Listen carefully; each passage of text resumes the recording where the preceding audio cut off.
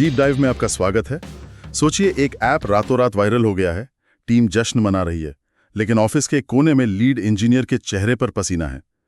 Server crash हो रहे हैं, डेटाबेस पर लोड इतना है कि वो जवाब नहीं दे रहा, और सोशल मीडिया पर #ऐप डाउन ट्रेंड कर रहा है।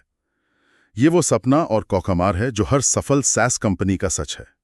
आपने एक दीवार बना दी है और अब आप उसी दीवार से टकरा रहे हैं। आज हम जिस सोर्स को डाइसेक्ट कर रहे हैं, माइक्रोसॉफ्ट के अज्योर आर्किटेक्चर सेंटर का एक लेख, वो इसी दीवार को तोड़ने का ब्लूप्रिंट है। हम बात करेंगे डिप्लॉयमेंट स्टैम्प्स पैटर्न पर, और हमारा मिशन है ये समझना कि ये पैटर्न कैसे लगभग असीमित रूप से स्केल करने, ग्राहकों को आइसोलेट करने और दुनिया भर में सर्विस देने में मदद करता है। तो चलिए शुरू करते हैं उस दीवार से जिसके बारे में हमने बात की, वो असल में किन समस्याओं से बनी है। एप्लीकेशन एक ही बड़े सिस्टम पे चलता है तो आप कई तरह की अदृश्य सीमाओं से टकराते हैं। सबसे ऑब्वियस तो स्केल की लिमिट होगी, है ना? बिल्कुल, हर सर्विस की, हर कंपोनेंट की एक ऊपरी सीमा होती है। कितने डेटाबेस कनेक्शंस, कितने नेटवर्क एंड पॉइंट्स, एक पॉइंट के बाद आप उसे और नहीं खींच सकते, वो टूट जाता है। और उसे खींचने की कोशिश करना बहुत महंगा भी तो पड़ता होगा। मैंने सुना है कि एक सीमा के बाद परफॉर्मेंस को 10% बढ़ाने के लिए लागत 100% बढ़ जाती है। हाँ, यही दूसरी और बहुत बड़ी समस्या है, नॉन लीनियर कॉस्ट। शुरू में आप एक बेहतर सर्वर खरीदकर, जिसे स्केल अप करना कहते हैं, काम चला सकते हैं, लेकिन एक पॉइंट के बाद सबसे पावरफुल मशीनें भी बहुत महंगी हो जाती हैं। तो स्केल आउट करना ज्यादा किफायती है, मतलब कई छोटी मशीनें जोड़ना। एग्जैक्टली ये पैटर्न इसी स्केल आउट के विचार को एक अलग ही लेवल पे ले जाता है। ठीक है, तो स्केल और लागत, ये दो बड़ी ईंटें हैं उस दीवार में। लेकिन बिजनेस की तरफ से भी तो कुछ जरूरतें आती होंगी। जैसे मेरे क्लाइंट को सिक्योरिटी कंप्लायंस की वजह से अपने एक खास ग्राहक का सारा डेटा बाकी ग्राहकों से पूरी तरह अलग रखना था। एक ही सिस्टम में ये करना तो बहुत मुश्किल है। आपने बिल्कुल सही नस पकड़ी है। इसे कस्टमर सेपरेशन या टेनेंट आइसोलेशन कहते हैं। कुछ ग्राहकों को जैसे कानूनी वजह से अलग रखना पड़ता है, तो कुछ ग्राहक इतने ज्यादा रिसोर्स इस्तेमाल करते हैं कि वो बाकी सब के लिए सिस्टम को धीमा कर देते हैं।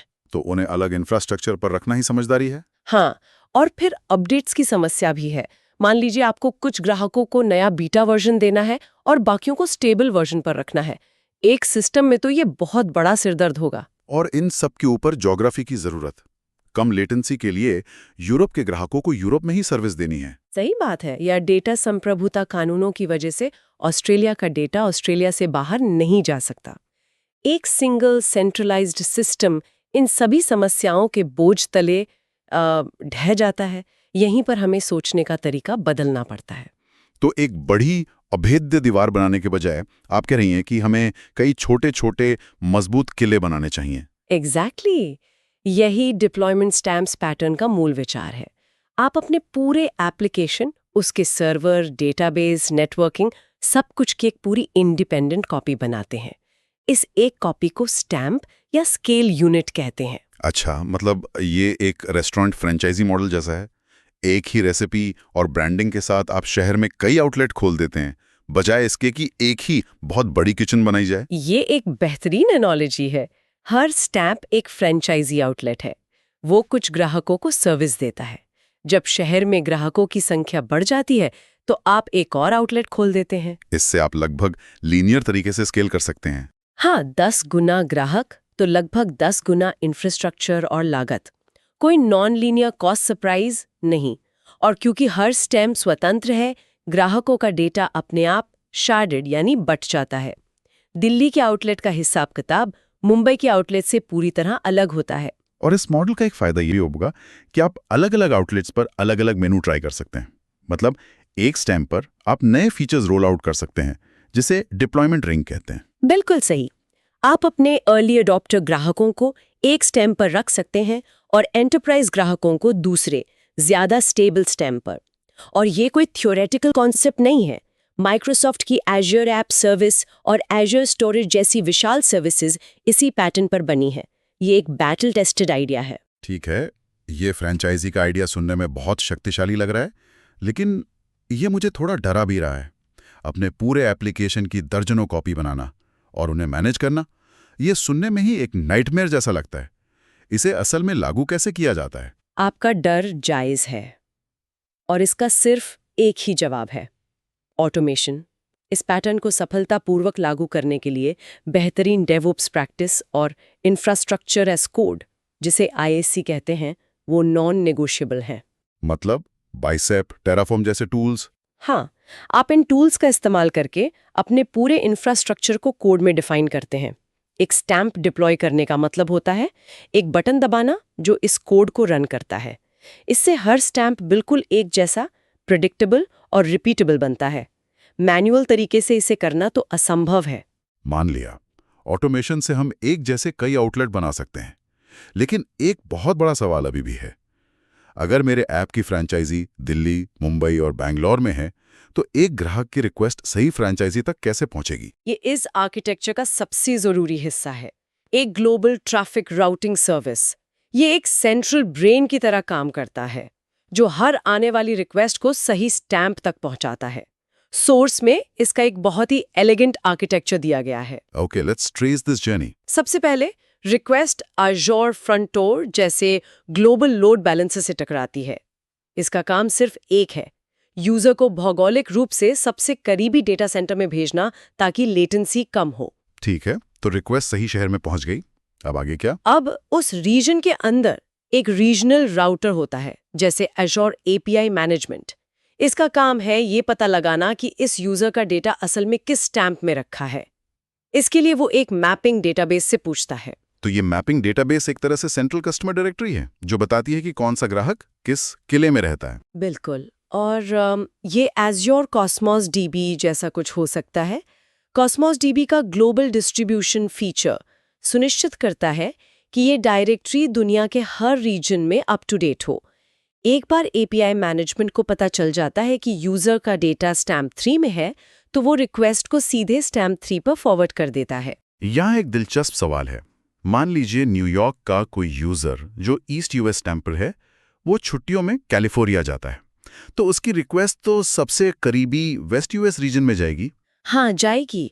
एज़्योर फ्रंटोर उसे वेस्ट US भेजेगा, लेकिन वहाँ का रीजनल राउटर मैपिंग डेटाबेस में देखेगा और पाएगा कि इस यूजर का डेटा तो ईस्ट US के स्टैम्प में है, तो वो रिक्वेस्ट को वापस ईस्ट US स्टैम्प पर भेज देगा। समझ गया।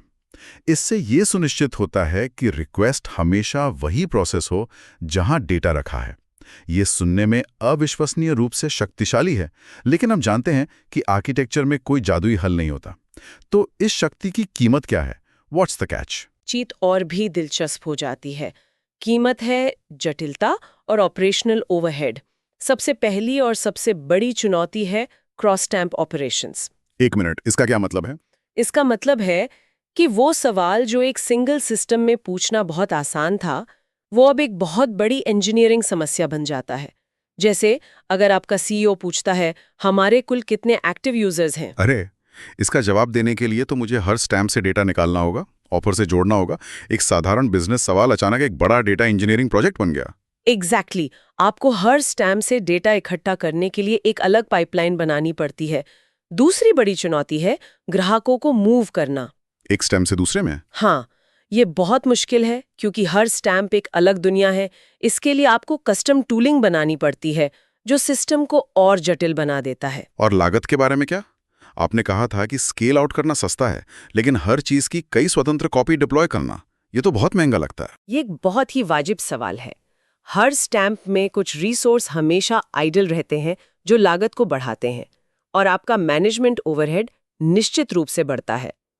इसलिए सोर्स एक बहुत ही प्रैक्टिकल सलाह देता है, हमेशा कम से कम 2 स्टैम्प के साथ शुरुआत करें, ताकि आप गलती से कोई ऐसी चीज ना बना दें जो सिर्फ एक इंस्टेंस के लिए ही काम करे। करेक्ट। तो निचोड़ क्या है?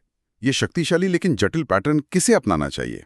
ये पैटर्न तब इस्तेमाल करें जब आप जानते हैं कि आपका सिस्टम एक प्राकृतिक स्केलिंग सीमा से टकराएगा, जब आपको ग्राहकों को सुरक्षा या परफॉर्मेंस कारणों से आइसोलेट करने की सख्त जरूरत हो। अगर आप एक मल्टी रीजन एप्लीकेशन बना रहे हैं जहां डेटा को एक खास रीजन में रखना कानूनी जरूरत है, तो ये पैटर्न परफेक्ट है। और रेजिलियंसी के लिए भी है ना, हमारा शहर के किले वाला आइडिया? हाँ, ये एक बहुत बड़ा फायदा है। इससे ब्लास्ट रेडियस को सीमित करना कहते हैं। क्योंकि स्टैम्प्स एक दूसरे से स्वतंत्र होते हैं। अगर एक स्टैम्प में कोई समस्या आती है तो उसका असर सिर्फ उसी स्टैम्प के ग्राहकों पर पड़ता है, बाकी पूरा सिस्टम चलता रहता है। और किसे इससे दूर रहना चाहिए? अगर आपका सॉल्यूशन सरल है और उसे बहुत ज़्यादा स्केल करने की ज़रूरत नहीं है, तो इसकी जटिलता अपनाने का कोई मतलब नहीं। अगर सिस्टम को एक ही इंस्टेंस के अंदर आसानी से स्केल किया जा सकता है, तो वो हमेशा आसान और सस्ता रहेगा। और एक बहुत महत्वपूर्ण बात, अगर आपके बिजनेस लॉजिक में डेटा को सभी ग्राहकों के बीच रेप्लिकेट करने की ज़रूरत है, तो ये पैटर्न काम नहीं करेगा। तो आज हमने डिप्लॉयमेंट स्टैम्प्स पैटर्न की गहराई से पड़ताल की। ये बड़े पैमाने पर स्केलिंग, आइसोलेशन और रेजिलियंसी के लिए एक बहुत शक्तिशाली रणनीति है, लेकिन ये अपने साथ डिप्लॉयमेंट ऑटोमेशन, ट्रैफिक राउटिंग और ऑपरेशनल मैनेजमेंट में भारी जटिलता और लागत भी लाती है। बिल्कुल। और मैं श्रोताओं के लिए एक विचार छोड़कर जाना चाहूंगी। ये लेख ज्यादातर ग्राहकों की संख्या बढ़ाने के लिए स्केलिंग पर केंद्रित है, लेकिन ये पैटर्न कैसे बदलेगा अगर मुख्य चिंता ग्राहकों की संख्या नहीं बल्कि उनकी जरूरतों में भारी अंतर हो। जैसे कि एक ग्राहक छोटा स्टार्टअप है और दूसरा एक बहुत बड़ी कंपनी। हाँ, क्या दोनों के लिए स्टैम्प एक जैसा दिखेगा या ये पैटर्न विकसित होकर मौलिक रूप से विभिन्न क्लास के स्टैम्प्स बनाने की ओर जाएगा? एक बेसिक स्टैम्प और एक एंटरप्राइज स्टैम्प जिसमें ज्यादा सुरक्षा फीचर्स हों, इस पर सोचना दिलचस्प होगा। द डीप डाइव सुनने के लिए धन्यवाद।